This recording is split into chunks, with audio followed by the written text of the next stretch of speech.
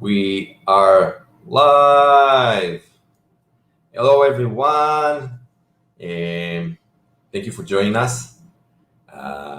It's a really good pleasure to see everyone who is joined and part of this effort. So, if you, for the first time here, a little brief about what we are and why we're doing this.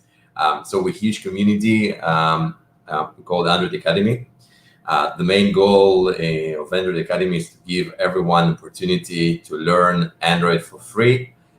We're doing various courses about Android development, from the fundamentals to advanced stuff, workshops, design course, all with the main goal to help everyone to become better developer, to better understand the ecosystem, and to make the ecosystem better by having ourselves in it.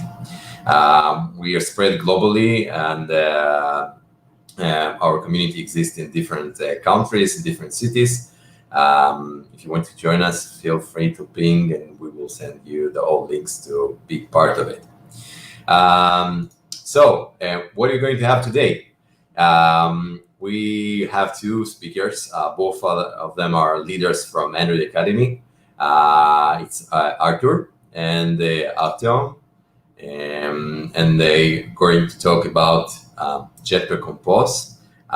So we have various topics about Jetpack Compose in the world. So I guess there's dozens of articles and videos about what is Jetpack Compose. And we decided to focus more on the things that are around. Of course, we're going to cover some basics, but mainly we're going to talk today about what's the most suitable architecture for Jetpack Compose, and also about how to work with animations, because the beautiful apps at the end of the day are the most crucial part. Besides working app, it also have to be beautiful and delightful. So I'm happy to introduce the first speaker, Artyom. Hello. Hi, everyone. Yep, Hi. how are you? So good to have you here. And before you start, Icebreaker. And today's Icebreaker is tell us what a place you really want to be right now. Right now? Actually, right now I'm pretty happy with being in Moscow. After being held in Philippines for like months and months because of this coronavirus stuff, I am a digital nomad, so I travel a lot and I live in different countries and I like it. But sometimes when you come to a country, that might be a little bit too much if a coronavirus starts and you are locked like for half a year or so in a climate that you are not used to, with a food that is pretty strange for you, but still good, of course. So like last 3 months, I'm enjoying being at home. Cool. Also, you can thank for COVID-19 for bringing you back to home. Kind of. Yeah, something like this. So the stage is yours. Enjoy and have fun. Yep, let's do that. So, guys and girls, let's see how can we make friends with Jetpack Compose and MVI, and what is the convenience of a unidirectional flow. There are so many events all day once. And the thing is that I am part of Android Academy, I'm part of Android community, and I'm interested in different events. I like to participate in them, I like to listen to different topics and talks. And because of this, at some moment, I've created a bot called On My Event that you can find in Telegram right now. It works and people publish their different events. And the idea was basically to have everything that is interesting for you right in Telegram without moving to every other app. And recently I thought that, oh, okay, I need to have some pet project. And what can it be? Of course, that might be a project about events. So that's basically how did I start to create something in Jetpack Compose in order to make it both useful and interesting for me. And the thing on the right, yeah, I mean, it's pretty simple, as probably almost every side project that you can see. However, it's already shown me what can we do and what are the basically pros and cons of different approaches. And let's start with the thing that bothers me almost the most in Android development. That's about creating different views and populating them. And for example, if we have some switch, if event is cancelled, we should do this, otherwise we should do that, and we should create this view first of all altogether. And a pretty big pain in my life, in my development life, is basically when we are creating something like a custom view. I mean, even a very simple one, like you can see in this screenshot. For example, there is an icon, there is a text, there is another icon, and you're creating a view in order to be able to quickly create several such rows and maybe several such rows in some different places. And that's cool. That's cool until a designer tells you that, okay, we have this view, but now we want it to be green, or now we want to have an additional text. And you are starting to create new styles, new colors, new attributes, and all this stuff. And basically, in order to add just a small addition to one existing view, you usually have to do a lot of work. And that bothers me a lot. And at this moment, I've already heard about Jetpack Compose and decided to see, okay, can it help us in this case? So what do the Googlers themselves tell about Jetpack Compose? Jetpack Compose is a modern toolkit designed to simplify UI development. So basically here we see two important parts. First of all is that it is for UI development. I mean, that's kind of obvious. And second is that it wants to simplify it. Okay, let's see how good did they achieve that idea. And what do they promise? To have a declarative UI. Probably if you have worked already with React Native, just like simple React or even Flutter, you'd already know what is declarative UI. If not, stay tuned. Rethinking the legacy, because Android views exist from the beginning of Android for already about 10 years. And of course, there were different decisions made. Some of them were better, some of them were worse. But regardless of how good was that or another decision, anyway, all of these decisions were made with a pretty other environment with pretty different constraints. And of course, now we live in a different world, and it's always good to start from scratch. I think everyone likes it, but it's not too easy, actually. So it's independent from Android version. That means that you don't have to wait until a new Android version comes to all of your users. You can start using it right now, at least from Android 5. And it is compatible with views, because of course it would be pretty bad if you would have to throw everything before starting to use this Compose. And Compose in a nutshell is kind of throw away layouts, throw away resource files, and do everything in code. And from one side, it's kind of not new, because when I've just started to do the Android development, I already could create something like this. Text view, okay, but it was in Java, of course. But nevertheless, text view equals text view, we are setting some text, and we are setting content view to an activity. And the new way via the Jetpack Compose is kind of like this, and at least this example already shows that, yeah, that's definitely simpler and shorter. But let's see what will be further. And one more thing that you can notice is that set content method inside activity uses curly brackets. What do these curly brackets mean? That basically mean that text is a function. And that means that basically Compose uses functions that call another functions. And this way they are utilizing lambdas in Kotlin, pretty good and pretty convenient way to work with them. And the whole idea of Compose is basically that one element composes some others. For example, a typical screen that you can see in Android has a top bar, it has some content, floating action button, and maybe something in the bottom. And how will it look like in Compose? We are creating some color, maybe in some other place. There is a special element called scaffold that basically creates this structure for you. And you are telling that, okay, I need to have top bar like this. And again, you can either create it right here, like in this simple example, or you can delegate it to another function. And you are creating some floating action buttons, body, and so on and so forth. And basically, that looks pretty similar to what do we used to see in layouts, maybe only in code. And there are already many different elements: text views, edit text, image views, different layouts, and even the more complicated ones such as constraint layout or recycler view. There are still some things that are not ready, for example, swipe to refresh layout. However, I think that everything will be ready pretty soon. Let's see when exactly. Another thing in Compose is resources. You can forget about XML. Of course, you don't have to technically, because if you are starting working with Compose in your existing application, the chances are that you do already have lots of different XML resources. And here you can create only new ones. And actually, there is a special bridge that helps you to work with the old layouts and old resources, and new resources. But ideally, sometime in the future, we are gonna not to have them probably at all. And the same is about text styles. The same is about basically every resources, including dimensions, that we are used to have in our code bases. And one more basic thing about Compose is usage of so-called modifiers. Let's say that we want to create an avatar. That is an example from official Android Compose Jet Chat app. We want to create an avatar that will be rounded, that will have some padding and some circle around it. And how can we do it in Compose? Actually, relatively simple.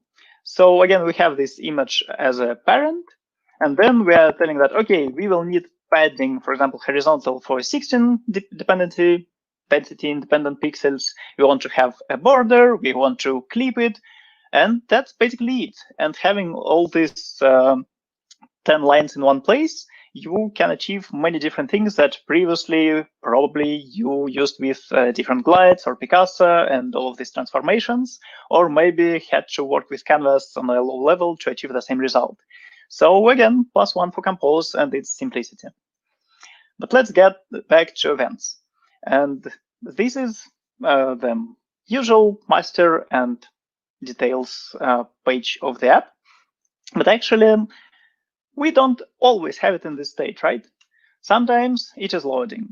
Sometimes, again, it has already some data, and sometimes something can get wrong. And the question is, how can we show that in Compose? Let's see. First of all, we have activity on create. Then we have a method called setContent. And from here, we are starting to use our composable functions, using one inside another, and so on and so forth. So here, for example, I'm telling that I want to show event details screen, and I'm passing some state to it. Because again, we need to know in which state the screen should be at the moment. And an example of such a function, again, that it is getting a state, and depending on the state, it is either, if the state is loading, it is showing us some loading. If it is error, it is showing us error with the error that we took from state. And of course, in case of success, that was skipped for some reason, we are showing the whole list. And here, each of these steps is actually another function that is more detailed than the function above. And for example, every time when we want to update a screen in such an architecture, in such an approach, we basically need to call this function. So if a state of the screen has changed, for example, that we're now showing loading or we are now showing an error, we want to be able to call this function that will basically create all the views that will not be the usual Android views, but basically all the views right directly on the canvas in order to show this state. And again, where is my event? But actually, even where is my state? Where can we get that state in order to be able to display it?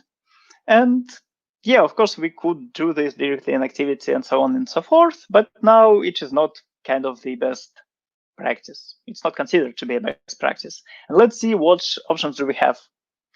First of all, we have MVP. And you have probably created such interfaces already. So we have a view, and it has methods like show loader, show error, hide error, and eventually show content. Does it look like the thing that we wanted to have in our UI? I mean, that function that gets its state? Not really, because here, instead of having one state, we just have lots of different methods that send the directives, to view basically what to do, instead of just passing it a state and let the view decide what to do with the state. Okay, let's see about what is about MVVM. So in MVVM, usually how does it work? Like that the view itself, it subscribes to different changes inside the view model. And for example, if we are using a live data, it can look like this, that we have a loader stream that observes the changes inside the view model. And when this change happens, it changes itself. And that's actually already closer to Jetpack and to the fact that we are waiting some state in order to show it. However, here, instead of having just like one state that, okay, here is the whole state and let's show it, we are having smaller items.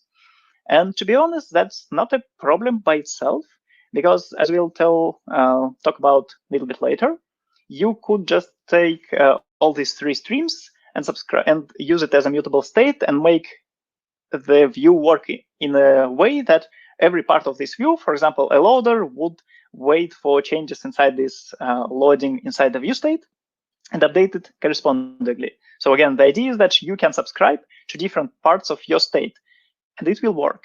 However, let's see one like last and latest pattern that is becoming pretty common, and that's an MVI, model view intent. In MVI, how would it look like is that we have a UI state stream, UI state stream that we want to observe. And this UI state stream basically gets only one parameter with the whole state, and it just renders it. Doesn't it look similar to the method above, to the method event detail screen that actually waits to get a screen as well, a state of the screen as well? Yes. And here basically we see that it looks like at least that Jetpack Compose and MVI can be integrated pretty natively and let's say it logically. Okay, but what's about MVI if you haven't worked with it? And yeah. So it contains of 3 parts. First is model, and model is responsible for representing state, structure, behavior of the user's mental model. So basically that's something that contains a state and some logic. Okay, sounds not bad. We have also a view that presents information that it retrieves from one or more model objects. And that's true on MVI as well. And do you know what is the funny part here? That both of these phrases are actually taken from Trig Skog in 1979, who described the MVC architecture. And actually MVC, MVP, MVI, and basically everything MV, they're pretty similar. And the main difference is how do the things interact with each other. And let's see how does it happen in MVI. So again, we have already talked about a model and a view that are pretty much the same that in MVC. And the main important question is how do they interact with each other? Okay, well, let's see.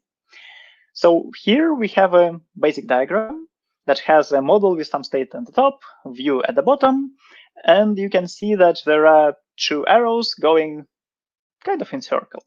And what does it mean is that actually in the nowadays, in the current development state, current, I don't know, devices state, pretty often the view is both the thing that shows something to the user, but simultaneously it gets the actions from user to basically do something. And the thing in this MVI is the part in the right that is called view intent or intent. It depends. People don't like to mess it up with Android intents, for example. So let's call it view intent. So the idea is again that there is a view. When something happens in the view, for example, something was swiped, clicked, touched. I don't know if there are any other actions, but let's say skip with these 3. So we are sending a view intent. For example, this button was clicked.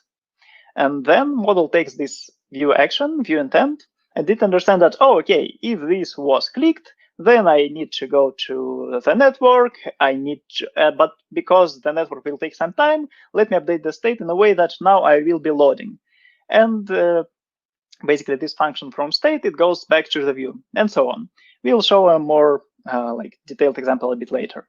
But the whole idea is again that we have a view that sends some events to model. This model changes, and only when it changes, the view gets some new view state to be displayed that is based on the model. And ideally, this function of state, that is a pure function. So it helps you in the stability and some other cases. And actually, this thing came from to Android from different web-related patterns. And for example, in Redux, you could see almost the same picture about the state view action that resembles our MVI almost one-to-one. So it's not something that is very, very new or something like this. Okay, but let's get back to our screen states. Let's say that we want to have our screen only in one of three states: loading, content, and error. In this case, we can create something like a screen state class, and it will be sealed class. That means that the screen can be simultaneously only in one of these states, basically either loading, either error, either success. And that is pretty convenient because we can just tell the view that, okay, here is your whole state, and the view will just draw itself depending on the state and depending on the basically views that we'll create in Jetpack Compose. However, actually, at least in my experience, most often the screens are not like this. They are not either loading, either success. And for example, let's say that we have a loader in the app bar on the top right corner that basically loads when a user presses a refresh button. So again, how would it look like? That we are sending a view intent and it updates. And in this case, we are moving into a pattern, into a state. For example, this detail state that has already some data inside, and also it has an error or loading flags. And depending on all of these flags, we're rendering the whole screen. So we can simultaneously have multiple, I don't know, dimensions of the screen, let's say it like this. But again, the whole idea is that as soon as we have this state, the view should be able, and it will be able to display this state. And that's good. And how basically looks a view intent? So here, if we are talking about details view, we may have two view intents. First of all, that's the set event. So let's say that we have pressed on one of these events, and we are telling that, okay, let's set event this. And this way, the view will know about what event to show. After, of course, the model again downloads that event. Or it might be a simple refresh. And when we are talking about a refresh, and if you'll remember, for example, swipe refresh layout that we do already have in our Android development, we can remember that sometimes we have different bugs bound to the intrinsic state. For example, the current issue is that as soon as I'm swiping down, my refresh view starts to be shown and starts to basically show the loading. However, my state may not be aware of it. And that's when people just like start working with swipe refresh, they're swiping it and nothing happens. And they are thinking like, oh, why? Because I mean, the refresh state, the refresh view is showing, so it means that something should happen, but actually nothing happens. And the problem of this intrinsic UI state that leads to some bugs, because again, your state is different from the state of your view, is a pretty nasty one. And another example is from my like production app that I'm working on at the moment, is that let's assume that we have a phone edit text. And inside this edit text, we want to fill different, basically phone numbers. And these phone numbers, they can behave differently because we have different countries, they have different formatting rules and so on. And because I don't want to spend much of my time on trying to understand that, oh, okay, what are the rules of formatting Indian, American, and Israel and Russian numbers, I wanted to use a font formatter. Just I'm setting a font formatter text watcher on this view, and it works perfectly. I mean, it updates itself and it looks good and so on.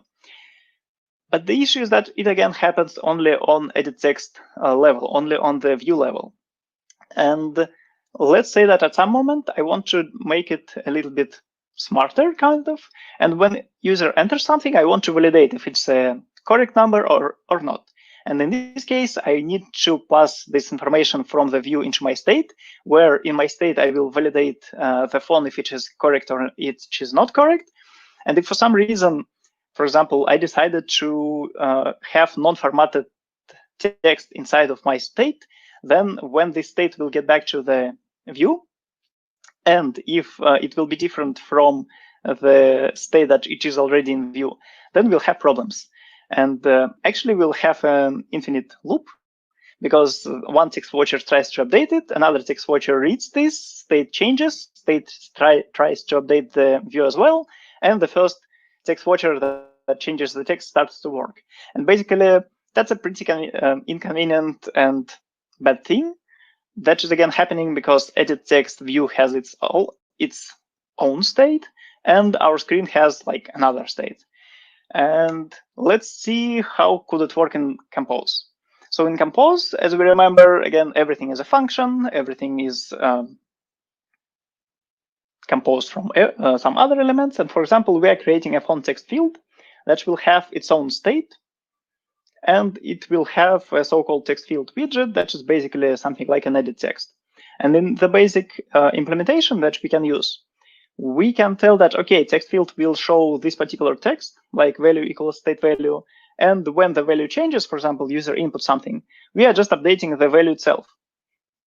Do you see an issue here? I mean, except of the fact that recently the API updated, so the state should be created actually a little bit different way using remember, but the idea is actually the same.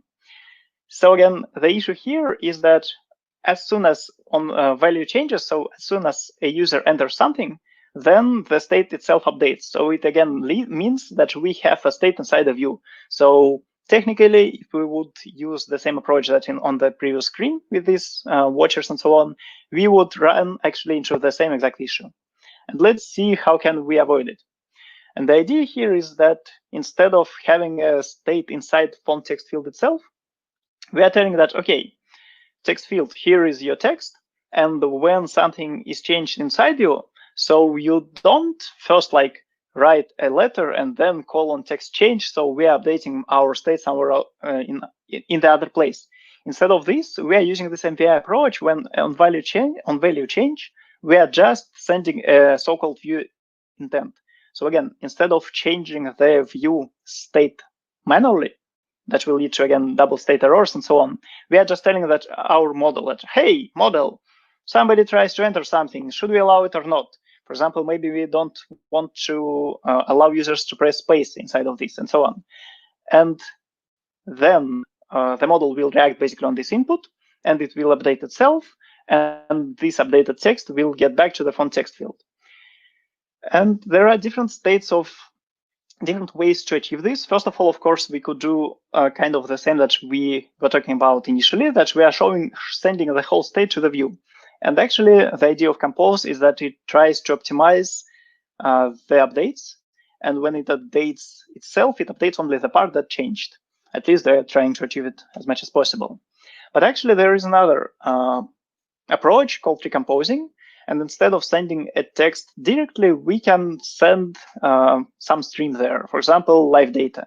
And when this live data will be updated, then again, the state will be updated of the field itself. And this state, because it is kind of dependent on the state of outside, it will not differ from it. And then we will avoid such an errors. And there are different adapters for live data, for observable source, for flow. And that is another basically way how can we use something without creating an internal state inside of it. Oh, yeah, and basically that's the important line. That state is state of text stream as state. And what's next? We have talked only a bit about architecture. We haven't talked about navigation and DI. And likely all of these things will be something that you will have to think about if you are going to prod or even like to anyhow big application. And the thing is that actually there are no restrictions. If you are talking about architecture, then you can use multiple activities, or you can use multiple fragments. You can use only Compose and use special classes to navigate between screens. And from this perspective, again, if we are remembering the initial sentence, it was talking that Jetpack Compose is a UI toolkit. So again, we do already have a UI toolkit, and that's basically Vue. By the way, do you remember how apps architecture changed when Android View System came? I caught you. Android View System basically was there from the beginning. So, and we can just replace it without any additional architectural changes. But again, multiple activities are not so good decision probably for now, because we want to have a smoother UI that is not so simple to achieve with activities. And likely you'll use either multiple fragments, either special navigation based with Compose views. And the Google team already works on that. First of all, there is Jetpack navigation that is working for fragments now, and they are trying to update it for Compose as well. Second, you can use your custom routers. For example, you can look at the Jet News app from the Android Compose samples, and you'll see how can you do this pretty simply, actually. And that's mostly it. So let's conclude. So the pros of Compose. First of all, that's code-first approach.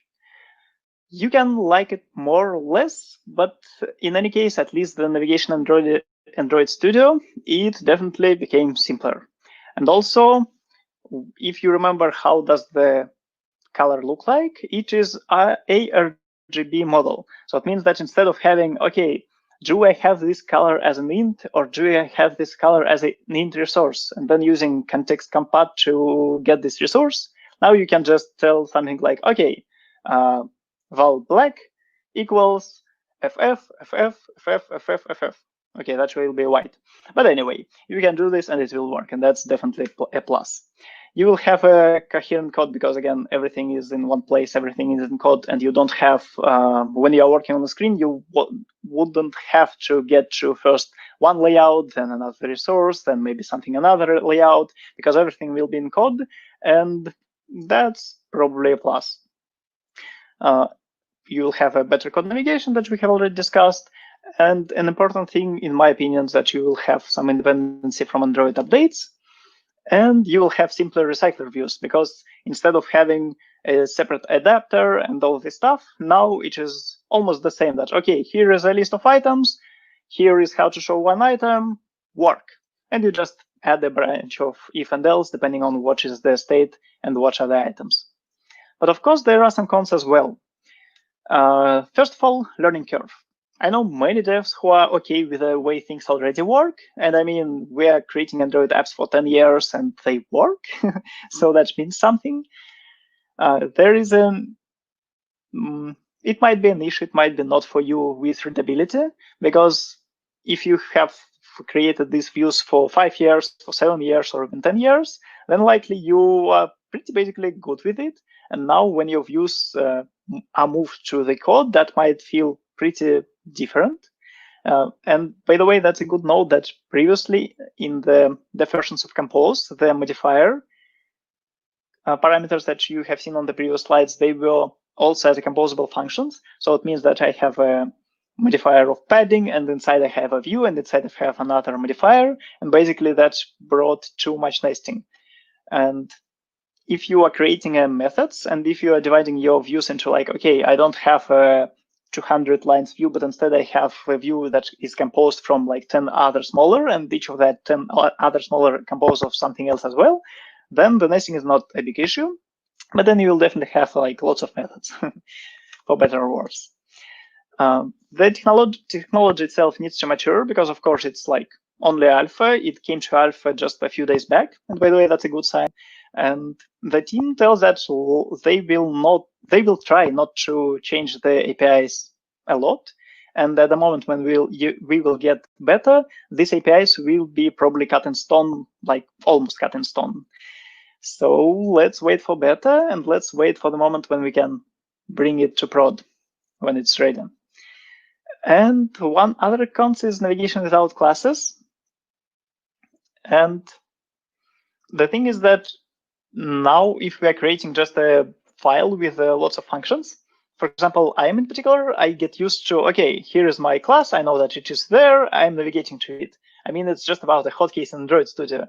That might sound stupid, but now I'm catching myself that, oh, it's inconvenient for me in particular, because instead of telling that, okay, go to class that is called event list view or event list activity, I need to find the file that has these items and so on. But probably that's just a matter of taste. And what are the plans? The plan says to have bi-weekly releases. So every 2 weeks, the Compose team creates something new and new. And those of you who have already worked with Compose, you know that like 3-4 the versions back, the Compose API was changed dramatically. So that is basically, that tells that you shouldn't probably use alpha in your production apps as of now, definitely. However, the Compose team wants to release the library in 2021. So, I mean, that's not so far, so let's see. And as a result, it is definitely early to use it in prod. However, my experiments show that you can already use it in a smaller apps or in maybe something like a side projects. And the Compose team actually even tells that, like, hey, devs, please use this and give us feedback, because they still can change something. And if you find that something, in your opinion, can work better, maybe it can. And feel free to add your 50 cents to the development of this library. And thank you for your time. Here are some links that you can work with. Basically, there is an events app repository. That is where this example lies at the moment. There are main examples from the Android team, and there is an Android Academy YouTube channel where you can find more and more cool technical talks. That's it from my side. Thank you. Yay! Thank you, Arthur. Very insightful with a lot of knowledge. I know how hard it was to prepare this presentation and just run dry runs. And thank you for your time, for your investment in our community. And also we have a couple of questions from the audience. So the first question is coming from Ojukwi. I hope I get it right. And asking about, have I noticed that navigation is absent? You can achieve that with traditional navigation, but it's a patch. Is there or will there be a navigation similar to fragments in Jetpack Compose? Yeah, that's true. So I covered this question a bit. And the idea is that Jetpack Compose team works basically on bringing the navigation component to work with composable views as well, but that is kind of a lower priority task at the moment, as I understood. That's first. And second, that you can, and you probably should, if you're interested in this question, go into the official samples. And there is a class called either navigator, either router, but I think it will be like relatively easy to find it, that does this navigation inside the Compose functions themselves. Cool. Another question, Andre is asking, modularization. How can you share styles using Compose in different models? There's a continue for this question. In case of sharing one model and styling it differently depending on application using attributes XML, where you can override styles, how the same can be achieved via Compose? Yeah, that's an interesting question. I haven't done it myself, but if we'll think about it, basically previously we had sometimes some issues with resources that you, for example, cannot have several strings with the same name or several resources in the same name in different models that lay kind of on a similar level. However, here, because we have basically, again, all the resources, if you are using Propose properly and not using the this bridge basically to work with the resource layouts, then they will be code. And how do we work with code? If there is already basically a variable, this variable, it has some package name, and depending on this package name, basically this code resolution happens. So I think that here we'll have kind of the same things. I'm not sure if they will allow to have these conflict resolution rules automatically, but at least most likely if you'll have, for example, the same resource, that is color red, that will be put in the same package, then you will have a conflict that you will basically see straight away and that you will have to somehow handle. That's my opinion, but I haven't worked with this thing yet. Thank you for the question. Cool. And the last question, very similar to previous one, about is Compose supposed to replace fragments in Jetpack navigation, or are they supposed to live side by side? Yeah, again, in Twitter, give me a second. My headphones have died. Do you hear me? Yeah. Okay, that's strange. So again, the official Compose team, it tells that, oh, okay, we don't want to affect basically the way how do you work with your views. And because of this, you can do whatever you like. And basically the question of if you want to have fragments or if you want to have view-based navigation and so on, that will be totally up to you. I am looking forward to see basically how can we do everything without fragments and their lifecycle troubles, issues, and so on. But yeah, we'll see. And the last question, how will localization done? Still strings XML? Yep. So basically, already now we can work with strings straight from the code, and I mean there are some bridges that allow to do this, and also, so I mean that will be definitely one of the ways to do it, but I'm not sure if it will be the way to do it, because I've heard that the Compose team thinks about localization as well, and Compose team, I mean, I'm not sure if that's their target, but at least they definitely, in the things that we do already see, they are trying to get rid of resources. So likely there will be some solutions without strings XML, but I cannot answer what exactly. Cool. So Arthur, thank you for your time. Thank you for your presentation. It was a really amazing one.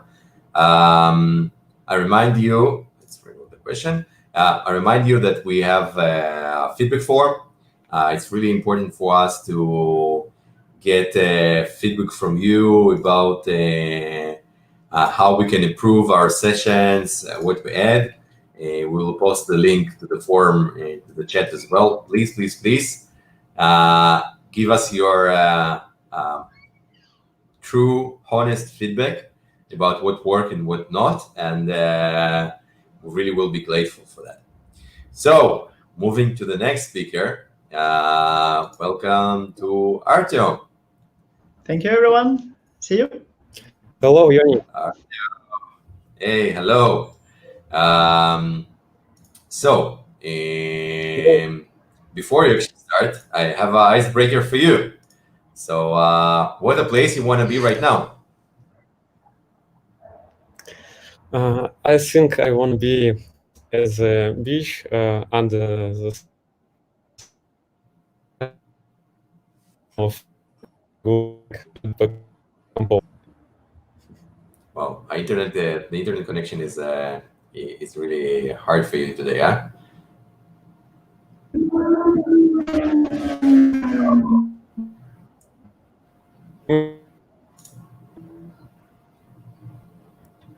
You don't hear me? We hear you really, really bad. I'm here. Yo, it's going to be the tough one. Do you hear me? Yeah. Maybe you want to switch. Guys? Yeah. No, not. Maybe you want to switch to the mobile data? It's really bad. Yeah, it's really, really, really Okay, bad. wait a second.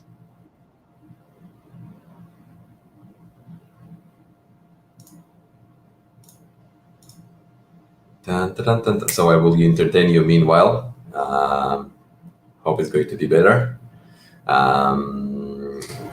So what to tell you? I'm really pretty excited about the Jetpack Compose, but I have a lot of questions to developers. That developers of Android, that actually how it's. I'm very curious to know how it's connected to actually to what they are doing in the Flutter. As many people here said about it, very similar to the Flutter in the way it's working. I feel some sense of conspiracy here. Like they're very similar, but in Google they both invest heavily in Flutter and also the Jetpack Compose, but really are they the same or the different, or they're planning to change it one day, like to say, hey, we have the similar UI, so why not to move to Flutter? So what do you think, Arthur? That's an interesting question. By the way, with Flutter, that's kind of a double-sided sword as well, as I know, because hey, Artyom joined us. Yeah, let's have think about Flutter. By the way, Artyom, I think that you can try turning off at least your camera and maybe I think now it's good. Yeah. So what do you say, Artyom? Let's try. Yep. So yeah, Artyom, just a second, please. So about Flutter, I mean, I have some friends who develop on that and who love it like very, very much. And at the same time, I have many people who have tried it and they didn't like the Dart itself. So from this point, I'm actually looking forward to see how will the Kotlin multi-platform work with this Jetpack Compose. So we'll basically have something like a cross-platform the app development with a declarative UI, especially if it will be ready for Kotlin multi-platform as well. Maybe. Yeah, you like so many buzzwords in one sentence, like Kotlin multi-platform together with the Flutter, together with the Jetpack Compose, and like how I learn all these things together and become a professional developer. It's like That's sounds about the insane. learning curve. Yeah, you can just like develop everything in your layouts and code, Yeah, and it will still work. you know, we used when I learned computer science, we used to have to develop things with the Flash. It was so easy, you know. You really create nice working application. It's like in matter of minutes, maximum hours. Why it's so complicated? So let's move to Artyom. I think he's ready. And One more second, Artyom. Yeah, I mean, I still see that your video kind of lags. Can you please turn off camera? And maybe that will save you basically the bandwidth, so we will hear you better. Artyom? I'm here again. you're here again. Okay, let's Yeah. try. Can you turn your video off? Maybe it will help you to help with your bandwidth on the internet. Yep. You want me to turn the video off? Yeah, try it. Okay. Yeah. Okay. Is it better? Yeah, I hope so. I hope so. So the stage is yours. Kick it. Yeah, let's go. Hello, everyone. I hope we will not. I will not get my network connection lost. So let's start. Our topic for today is easing in and out with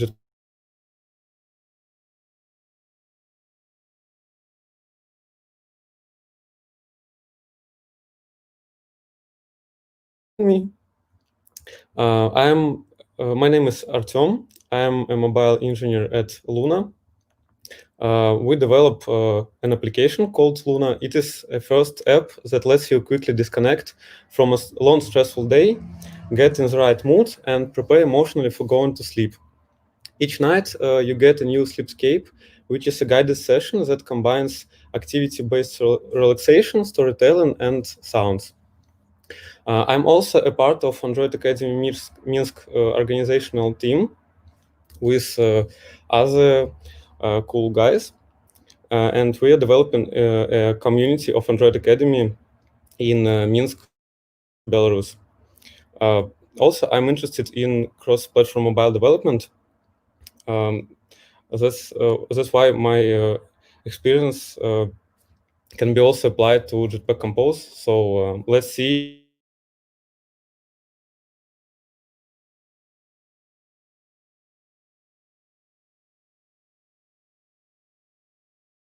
Gives us and how we can leverage that. You can say, wait, we've recently got motion layout. Yeah, that's cool, but we may not need it as Compose gets more stable, mature, and feature-rich.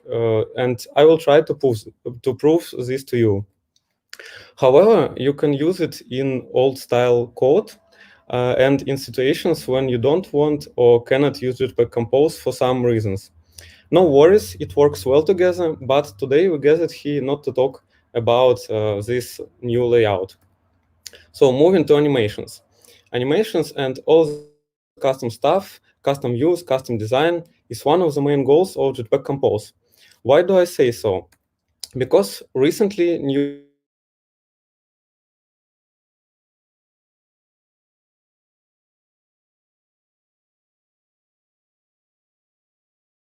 in Jetpack Compose Alpha blog post last week, Google listed animations first in their release notes. Maybe that's just because the features listed alphabetically. Who knows?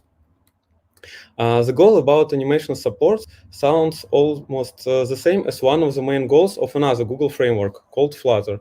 Most of you probably heard about it. This framework has great APIs for animations. They are easy and convenient to create them. So why can't we get the same experience on Android native side? Why animations are so important? Because the whole Android ecosystem still lacks really smooth animations and good tooling for creating them. We have 3 animation frameworks, their support versions, and these frameworks do not always work well with each other. They duplicate each other in various APIs.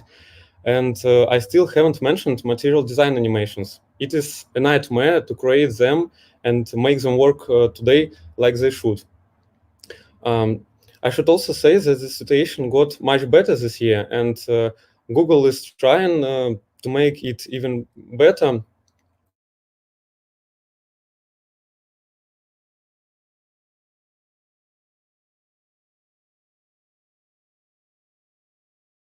UI frameworks such as Flutter, React Native, and SwiftUI. Artur has already told you about them. This makes it easier to grasp new concepts and use them everywhere, also opening new opportunities. So let's check it out what Compose has for us. We will start with animation packages overview to understand what we have got. In Jetpack Compose, we have 2 packages that are responsible for providing animation APIs for us. Animation package and animation.core package. In the first one, we have some high-level APIs that we will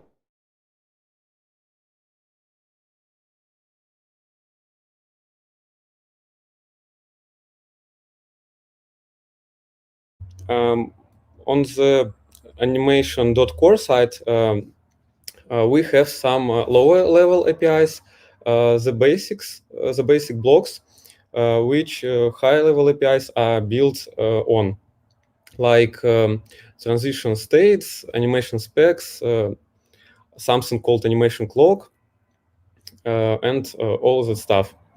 We won't cover all of these things today, but we will take a look at the most important and interesting ones that you can use to create animations in Jetpack Compose today.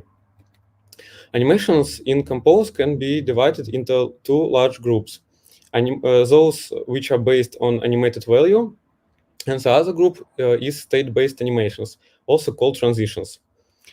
Moving to the first one, AnimatedValue, we can create animations like this one. Take a look on this simple example. It just animates the height of the view, but involves everything we need to get started in animations in Compose.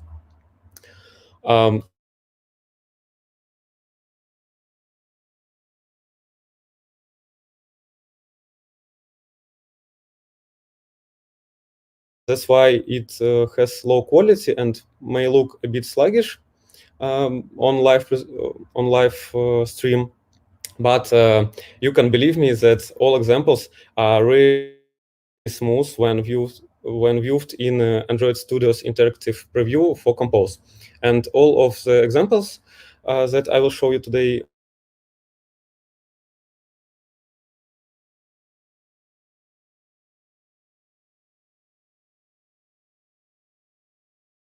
its internal state. It animates using animate2 function, and it supports value change during an ongoing value change.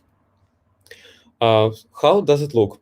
AnimatedValue is an ordinary class that can animate its generic internal value. It can hold any type of value and automatically animate the value change when the value is changed using the mentioned function animate2. Animate2 has several parameters, and it sets the target value, which effectively starts an animation to change the value. Once this method is called, the class starts to observe the animation clock and recalculates animated value on each animation frame defined by the clock.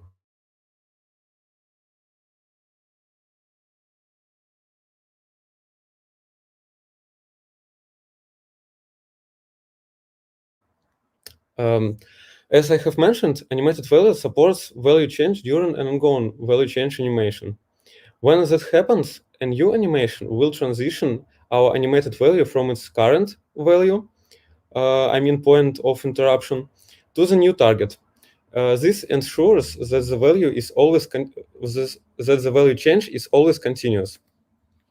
Anim parameter here defines that the animation that will be used to animate from the current value to the new target value. If this is unspecified, a default sprint animation will be used. Animation spec stores the specification of an animation. We also have on-end callback here, and this parameter is optional. This callback will be invoked when the animation finished by any reason. For now, we have 3 reasons: bound reached, interrupted, and target reached.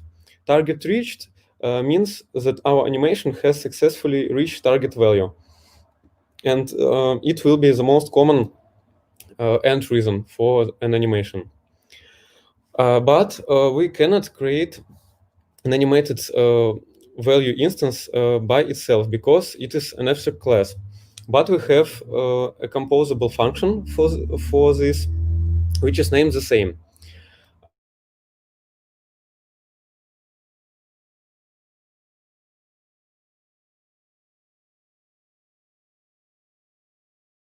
When animated value object gets its value updated, components that rely on that value will be automatically recomposed. Let's take a look at converter parameter. It is a value type converter for transforming any type T to an animatable type that is represented by animation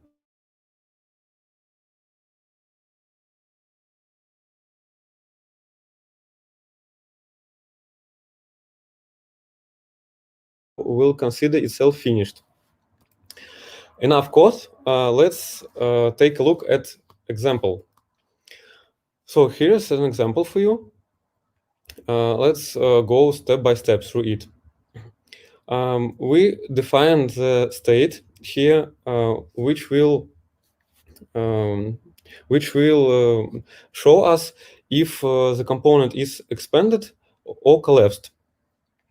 Next, we define our animated value with its initial value, and we also have to define a converter with 2 parameters: convert to vector function and convert from vector function, and an optional visibility threshold. Moving next, we set the animation, the animated value, but now let's define a view. We will use an ordinary box from Jetpack Compose. Here we set a modifier for it with preferred height, which will get its value from our animated view height value. And also, let's define a on-click listener.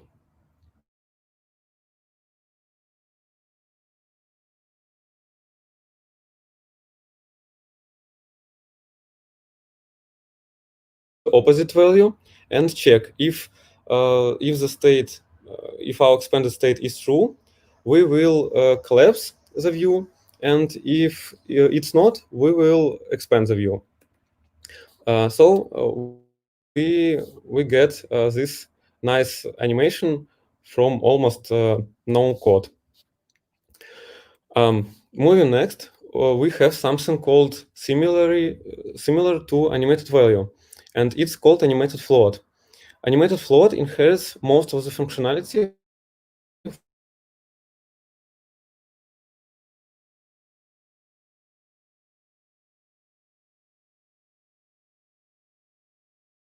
of bounds for an animation. Once bounds of animation are defined using setBounds function, the animation will consider itself finished when it reaches the upper or lower bound, even when the velocity is non-zero. Animated float class looks identically to animated value class, but simpler. And it also has its composable function called animated float. Each animatable property is transformed with the animated float method in order to initialize animated float. The animated float is a composable function, as I have said, that returns a remembered,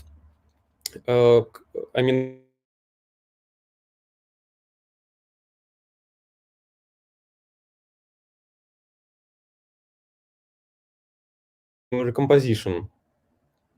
In order to change the value of this object, we had to set a new target value to which the object animates its internal value. Until the animation process is not started with animate2 function or some other animation method, the value of the property that holds our animated float won't be changed even when initial data is changed.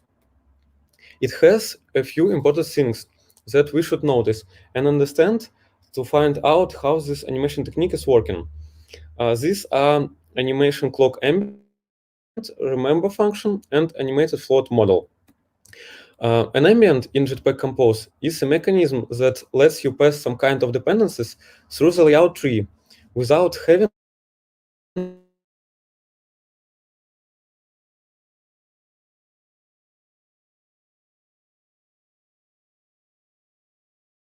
animation clock ambient. It provides us with a clock that notifies us whenever new animated value should be recalculated. A remember function provides some kind of cache mechanism that makes sure that the animated float model is instantiated only once and with an initial value. Now, let's take a look at another example. We have already seen this expandable component. It looked cumbersome because of usage of the generic animated value, but most of the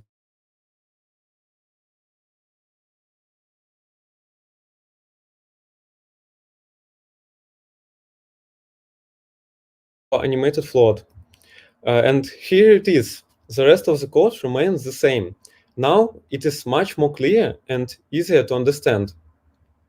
Okay, we discussed animated values, and now let's take a look at other group of animations.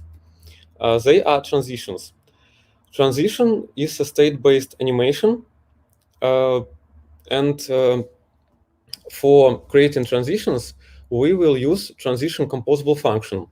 It creates a state-based transition using the animation configuration that is defined in transition definition. I will tell you about this much more in a few slides.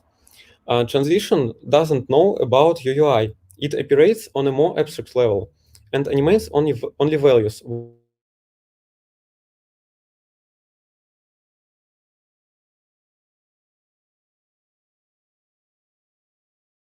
Animating multiple values from a predefined set of values to another. For animating a single value, consider using animated composables, such as animated value, animated float that we have discussed, and also there is an animated color, which is essentially an animated value with some code that was written for us by Jetpack Compose team. Or for animating a single value, you can use the more lightweight animate APIs in Compose. So how a transition looks like? It is a composable function with some parameters, and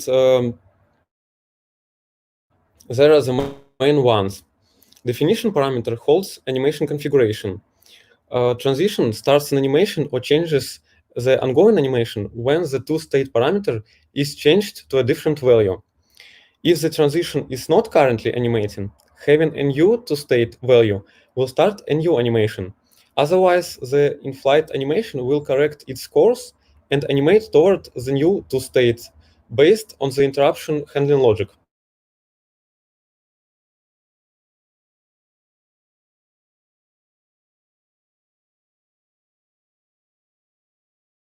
A set of transition states and an optional set of transition specs.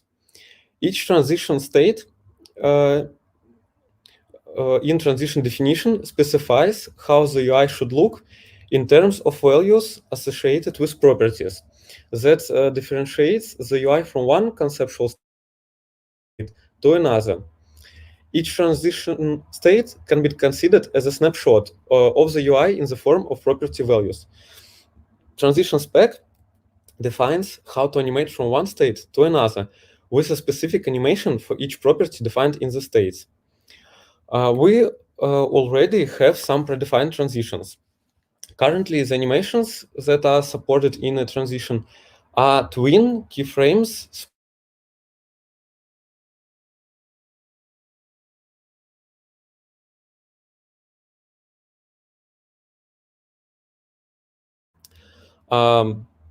let's take a look at each of them. Twin is used to animate from one value to another by providing the duration of the animation, delay, and easing. The following code snippet can be used to create a twin animation in transition definition. The next one is physics. It is used to create spring animations. We can provide values for damping ratio and stiffness. The following code snippet can be used to create a physics animation in a definition. Keyframe is used to create animations based on values at different timestamps. The timestamps can be defined using the function add. And we can also provide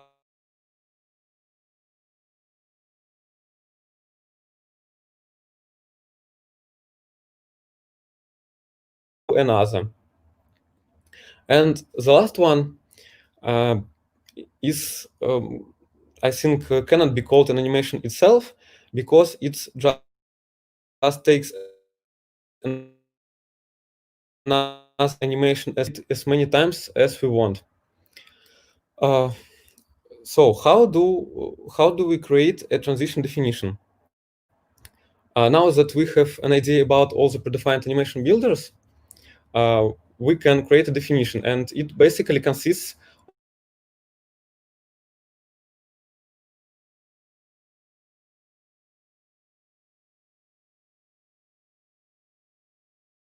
for each property that needs to be animated so that we can change their values as we move from one state to another. For example, if we require float values, then we can use float prop key. Likewise, for different use cases, we can use different types of prop keys like PX, pixel prop key, color prop key, etc. The next step is to create state names. It is recommended to create state names for different checkpoints in the animation. State names are generic, so they can be integer, string, enum, or anything that you feel your suits your use case. We will be using the animation DSL to create the transition definition using these prop keys, state names, and the animation of our choice. We have made a prop key of type float. Our transition definition has two states, start and end.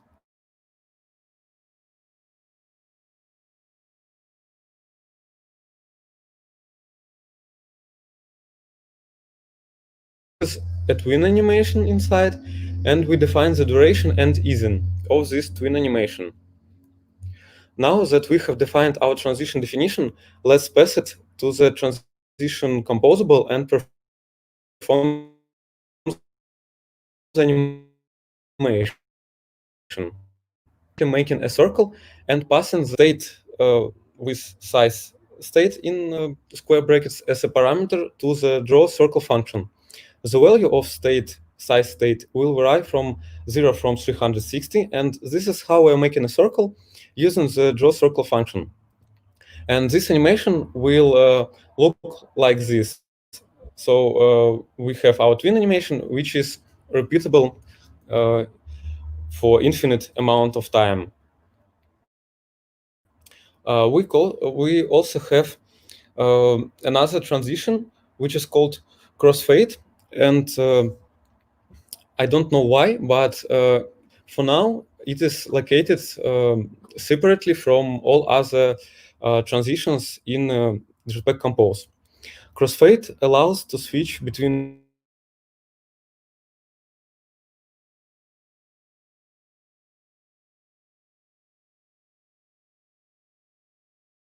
that is current. Current is a key representing current layout state. Every time we change a key, the animation will be triggered. The children called with the old key will be faded out, while the children called with the new key will be faded in. We can also apply a modifier to the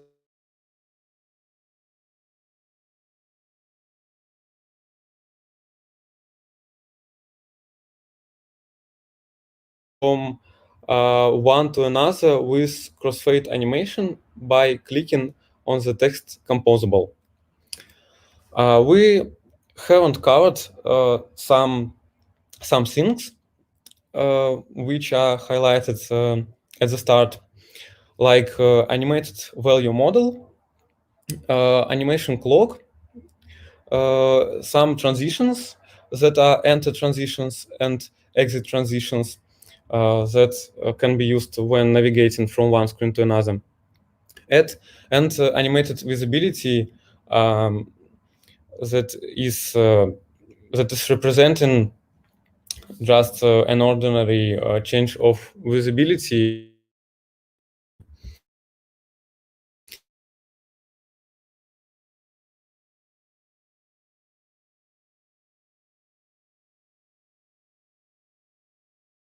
GitHub repository with the sample. There are some more samples that I have showed you today, like different transitions. You can deploy them on device or view in interactive preview in Android Studio, and I have to say that it works really well.